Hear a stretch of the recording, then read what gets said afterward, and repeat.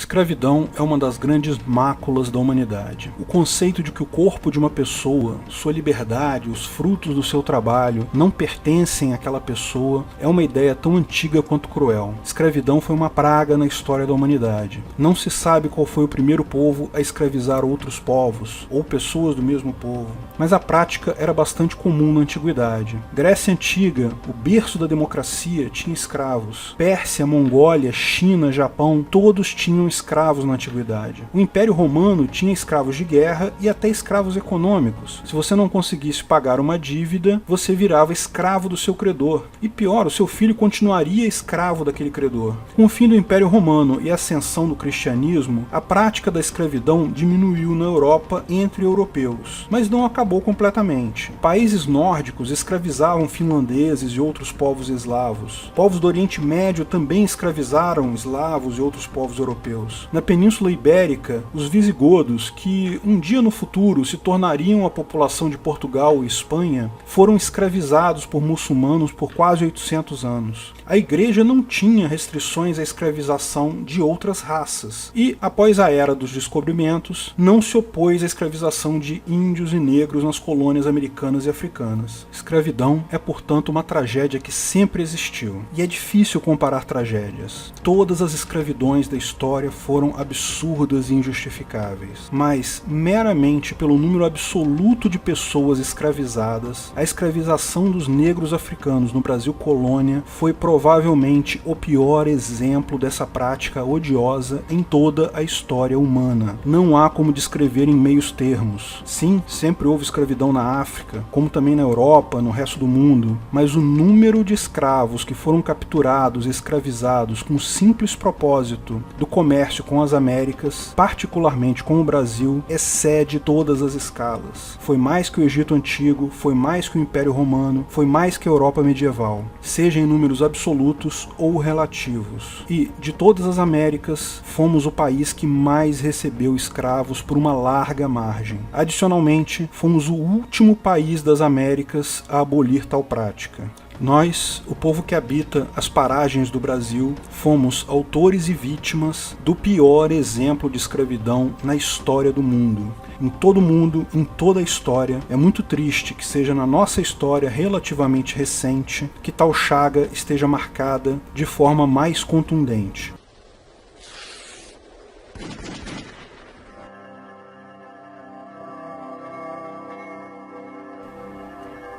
De quanto é sua dívida histórica?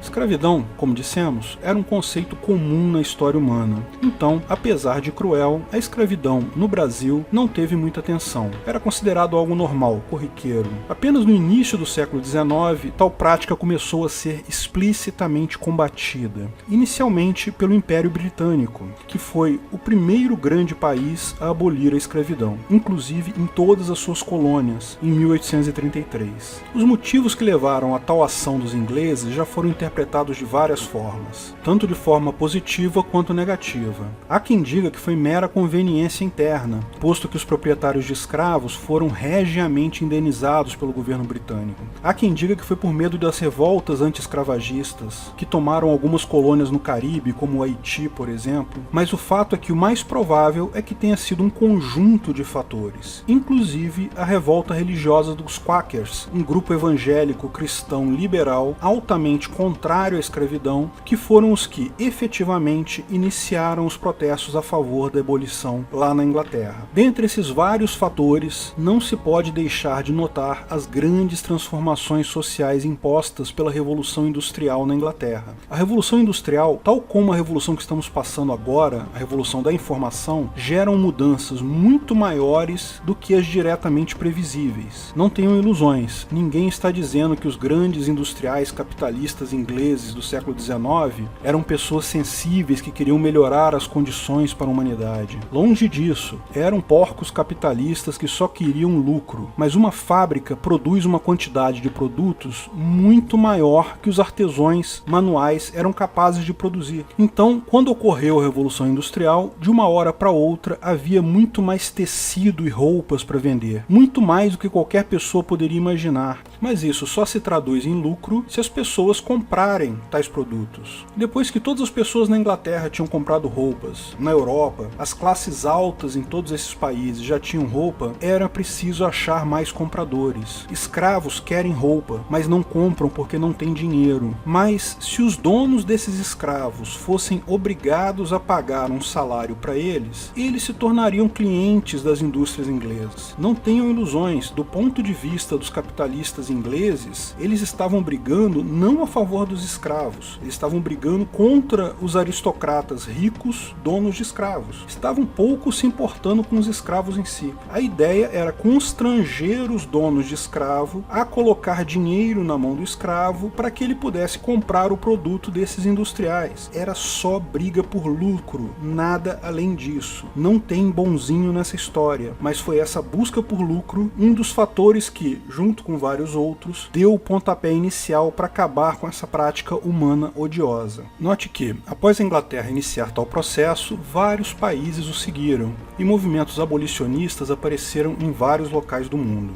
Nos Estados Unidos, toda uma guerra civil ocorreu em torno do assunto e acabou por quase destruir os Estados Unidos. No Brasil, o movimento abolicionista se iniciou de forma mais contundente com José Bonifácio, que mesmo antes da abolição inglesa já se declarava contra tal prática, descrevendo-a como um cancro moral da nossa sociedade. Existem inúmeras figuras importantes e marcantes de tal movimento. Por exemplo, Luiz Gama, nascido em 1830, filho de mãe negra e pai branco, foi escravo até os 10 anos de idade, analfabeto até os 17, educou-se como rábula, ou seja, advogado, e atuava principalmente em ações para a libertação de cativos. Conseguiu, com seu esforço pessoal, junto a tribunais, a libertação de mais de 500 escravos. Escreveu livros e artigos influentes e foi considerado, à época, o maior abolicionista brasileiro. Uma trajetória única no mundo. Um escravo que consegue a sua liberdade, se educa e usa o próprio sistema opressor da justiça estatal para fazer justiça real contra uma lei injusta.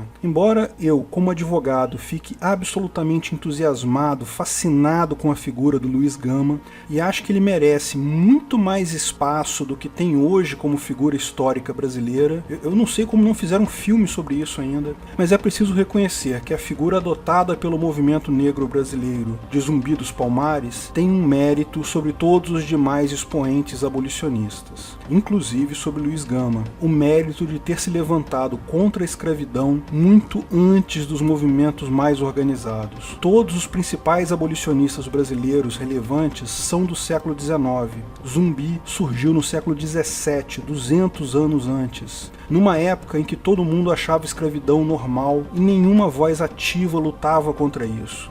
É verdade que o Quilombo dos Palmares era uma estrutura despótica, ditatorial. O próprio Zumbi é meio lenda, meio pessoa, não há muitos registros históricos sobre ele. E existem sim evidências de que haviam escravos dentro do próprio Quilombo, mas isso não tira o mérito do cara. Ele foi um pioneiro, pode até ser entendido como um agorista, ou como um anarquista revolucionário. Ao invés de tentar passar uma lei para acabar com a escravidão, ao invés de tentar lutar nos tribunais pelo reconhecimento da liberdade, ele simplesmente fugiu e fundou um abolistão muito antes do tempo. É evidente que a luta dos negros para se livrar da opressão de leis estatais da época é absolutamente justa. Não apenas contra a lei da escravidão em si, mas contra muitas leis que ainda discriminavam negros até meados do século XX. Mesmo após a abolição, em alguns estados americanos e na África do Sul, seguiram-se leis de segregação racial. Pessoas de cor não podiam usar o mesmo banheiro dos brancos, tinham que se sentar atrás, não podiam frequentar a mesma escola. Aqui no Brasil não houve segregação propriamente dita, mas haviam muitas leis que discriminavam contra negros. As penas para crimes eram diferenciadas. Se um branco cometesse um roubo, a pena era uma. Se fosse um mulato, um negro, um índio, era outra pena, bem pior. Toda lei é uma opressão sem justificativa. Leis discriminatórias contra uma raça são ainda piores. Felizmente, tal movimento teve sucesso e hoje a nossa máfia local não tem mais leis discriminatórias contra negros. Mas é claro, leis são instrumentos muito mais limitados do que as pessoas em geral, principalmente os estatistas, gostam de imaginar. Apesar de não haverem mais leis discriminatórias, a sociedade, a cultura de forma geral, ainda discrimina contra negros. Nesse sentido, o movimento negro vem buscando discriminação legal a favor de negros, tal como cotas em universidades, criminalização do racismo e outras leis que visam contrabalançar o problema social. O problema é que, como já observado antes, leis são coisas muito menos efetivas do que parece. Expliquei esse problema em mais detalhes no vídeo sobre as minorias. Tais leis geram uma diferença muito pequena na cultura e na sociedade como um todo e, o que é pior, introduzem fatores de atrito racial. Favorecer uma raça através de uma lei implica, inexoravelmente, em prejudicar outras raças. O efeito da lei para diminuir o preconceito social e cultural é pequeno e, adicionalmente, inclui-se um grande ponto de atrito racial que pode gerar um aumento de tal preconceito. Como várias soluções estatistas, uma boa intenção não resolve o problema e pode até aumentar esse problema. Mas, ao contrário de outras minorias, o movimento negro tem uma justificativa adicional para requerer discriminação legal positiva, a dívida histórica. Aristocratas brancos exploraram o trabalho de negros até o século XIX. Durante esse tempo, deveriam ter pago salário a eles. Isso significa que acumularam riqueza às custas dos negros. Logo, os aristocratas possuidores de escravo do século XIX claramente devem dinheiro a seus escravos. Minha visão é que isso é válido mesmo na ética libertária, ou seja, escravidão fere o PNA e enseja indenização punitiva e compensatória. Donos de escravos claramente devem indenizar aos escravos, mediante processo indenizatório em tribunal privado. Embora ninguém tenha nenhum questionamento sobre a dívida dos donos de escravos para os escravos, é importante notar que transportar isso para todos os brancos de hoje devem algo para todos os negros de hoje, que é o proposto pelo termo dívida histórica, é claramente um erro. Primeiro, porque nem todo branco é descendente de aristocrata possuidor de escravo. Não há estimativa de quantos % dos brancos possuíam escravos no Brasil, mas escravos eram coisas caras. Brancos pobres certamente não os possuíam, apenas a classe média alta e ricos, o que significa uma minoria. Além disso, justamente com a abolição da escravidão, o Brasil passou a receber uma grande leva de imigrantes de várias partes do mundo. Muitos dos descendentes de italianos, alemães, japoneses que vieram para o Brasil nem poderiam ter sido aristocratas possuidores de escravo. Não há possibilidade física disso ter ocorrido, posto que seus antepassados chegaram aqui após a abolição. Segundo, porque nem todo negro é descendente de escravos. É uma minoria absoluta, eu concordo, mas de fato existem. Houve uma minoria de negros que era livre, alguns até com bastante riqueza, e também houve uma minoria de negros que imigrou para o Brasil após a abolição. Terceiro, porque nem todo descendente de aristocrata possuidor de escravo é branco. Lógico, isso decorre do fato de haverem negros donos de escravo, mas também, além disso, a miscigenação no Brasil é um fato inquestionável. 46% da nossa população se enquadra como mulato. E eu tenho a convicção de que muitos que se declaram como brancos aqui, de fato, têm um tom de pele que, em muitos países, se qualificaria como mestiço. Eu me incluo nessa categoria, inclusive. Quarto, porque nem todo descendente de escravo é negro. Mesma explicação acima. Existe uma miscigenação enorme aqui. Estamos provavelmente na 5ª ou 6ª geração após a abolição. É mais que suficiente para mudar completamente a cor, tanto de negro para branco, quanto de branco para negro. Um argumento que se coloca algumas vezes é que, mesmo brancos que vieram depois da abolição da escravidão, aproveitaram da infraestrutura do país criada pelos negros e, portanto, também seriam seus devedores. Sim, estou ciente que foram os negros, em sua maioria, que construíram a infraestrutura do Brasil na época da escravidão. Mas isso não torna os usuários dessa infraestrutura, as pessoas que vieram para cá após a abolição, devedores dos negros, porque essas pessoas pagaram pelo uso dessa infraestrutura. Para o dono dessa infraestrutura, os aristocratas possuidores de escravo. Da mesma forma que os negros libertos também usaram tal infraestrutura e também pagaram pelo uso dela para tais aristocratas. Todos pagaram o que deviam. A injustiça resume-se a uma relação apenas: o possuidor de escravo e o escravo. Quero deixar claro que reconheço que existe sim discriminação cultural e social no Brasil contra negros. Reconheço que existe uma dívida histórica, como vou explicar a seguir. Meu ponto aqui é que dívida histórica não pode ser considerada de forma genérica, como todos os brancos devem para todos os negros. Justiça genérica não é justiça. Mas sim, reconheço que existe uma dívida histórica de algumas pessoas para outras pessoas. Os aristocratas possuidores de escravo devem para seus escravos indenização punitiva e compensatória. Os descendentes de aristocratas, de fato, devem indenização compensatória apenas para os descendentes dos escravos. A indenização punitiva não se aplicaria. Lembre-se, indenização punitiva tem o objetivo de punir o autor de alguma ação que viola a propriedade de alguém, ou seja, é uma pena por um crime. Dentre os vários princípios consagrados pelo direito moderno, independente do Estado, um dos mais fundamentais é que a pena é personalíssima, portanto não passa de pai para filho. Não faz sentido punir o filho por uma ação que o pai cometeu. Dessa forma, mesmo que você seja descendente de um senhor de escravos, não cabe indenização punitiva, mas ainda cabe indenização compensatória. O princípio jurídico que diz que não se herda dívida não se aplica à herança recebida. Um filho não pode ser obrigado a pagar dívidas do pai em valores maiores do que recebeu de herança desse. Dessa forma, numa sociedade sem governo, um descendente de escravos pode processar um descendente do dono de escravos específico que devia ao ascendente deste, cobrando indenização compensatória até o limite da herança recebida por este desde o ascendente que possuiu escravos. Lógico, todos esses fatos precisam ser objetos de prova submetida a um tribunal privado.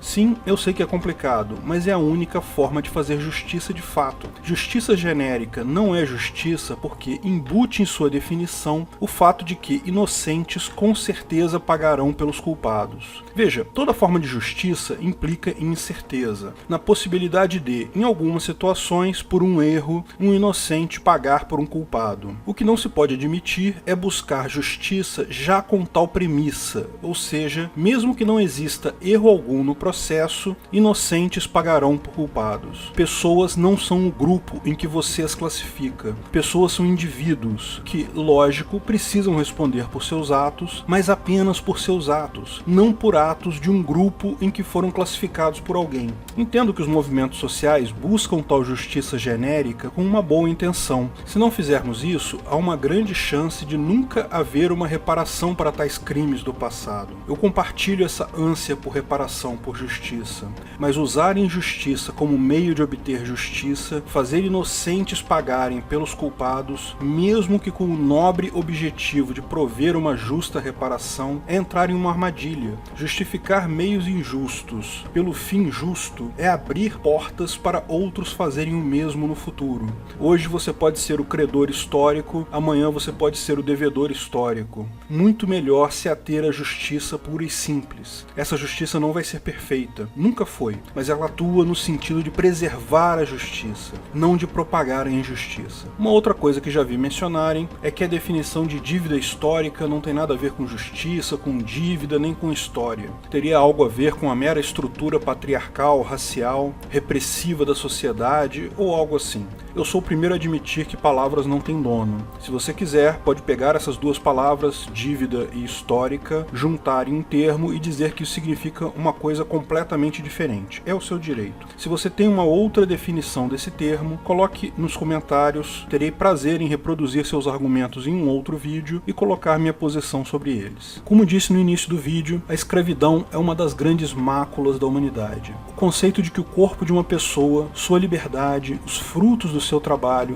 não pertencem a essa pessoa é uma ideia tão antiga quanto cruel. Infelizmente, ainda é um dos grandes dramas atuais. Algumas pessoas acham que são donas de parte da sua liberdade e não têm vergonha de te proibir de fazer coisas que elas acham inconvenientes. Inventam coisas como lei positivada para restringir a sua liberdade e você tem que aceitar isso, igualzinho a um escravo. Algumas pessoas acham que são donas de parte dos frutos do seu trabalho, criam leis para roubar parte do seu trabalho na forma de impostos. Inventam desculpas dizendo que é válido roubar isso se for por uma boa causa. Se existe uma dívida derivada da escravidão, a maior parte dela não é histórica, é bem atual. É a dívida do Estado para os indivíduos de qualquer cor ou raça, pelo roubo de imposto e restrição de liberdade injustificada. É uma dívida bem presente e real, abaixo a escravidão estatal. Se você gostou do vídeo, não esqueça de curtir e compartilhar. Comente abaixo se tiver qualquer dúvida ou se quiser sugerir novos temas. Se inscreva no canal e clique no sininho para ser avisado de novos vídeos. Lançamos vídeos novos todas as sextas-feiras, eventualmente algum vídeo extra durante a semana. Patrocinadores têm acesso aos vídeos 2 dias antes do público, bem como vários outros benefícios e brindes. Veja como se tornar um patrocinador em http://apoio.ancap.su. Agradecemos a todos os nossos patrocinadores, principalmente nossos patrocinadores VIPs. Álvaro Ribeiro, areanobre.com.br, Bob Dias, Bruno Brinatti, Cláudio Góes, Delcio de Castro Júnior, Keller, Fabrício Biasotto, Gabriel Carres, Igor Vilela Bastos, Limeira Livre, Matheus Azevedo, Matheus Carvalho Silva, Matheus Nardi, Onias Vieira Júnior, Paulo Marcelo Dal Bosco, Raul Batista, Rafael Andrade, Rodrigo Andolfato, Sérgio Leonardo, Thiago Abreu, Wanderson Meneghini, Washington Matos Poloto. Se quiser contribuir com o canal, ajudar na divulgação do anarcocapitalismo, veja na descrição do vídeo de que formas você pode fazer isso.